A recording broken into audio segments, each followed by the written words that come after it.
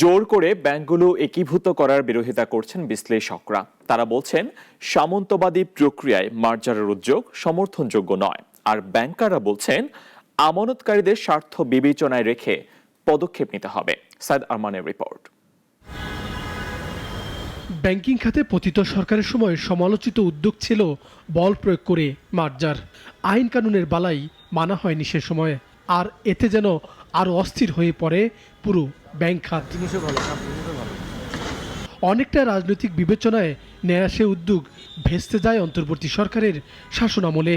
তবে ব্যাংকিং খাতের নাজুক পরিস্থিতি বদলায়নি।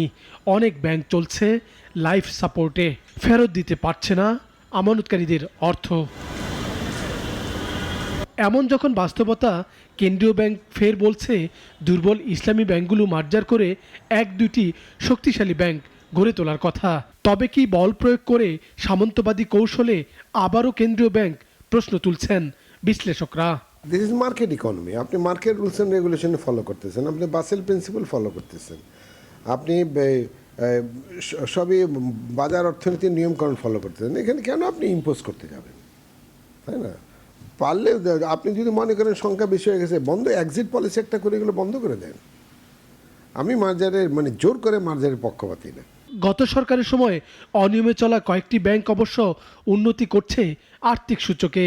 ইউসিবি, এক্সিম ইসলামী ব্যাংক এখন উন্নতির দিকে, এমন তথ্য খোদ বাংলাদেশ ব্যাংকের। উন্নতির চেষ্টায় ফার্স্ট সিকিউরিটি ইসলামী ব্যাংকও। চেয়ারম্যান বলছে সব উদ্যোগের আগে বিবেচনা করতে হবে আমানতকারীদের স্বার্থ। আমাকে কেউ কেউ প্রশ্ন করেছেন যে শুধু দুইটা ইসলামী ব্যাংক থাকবে।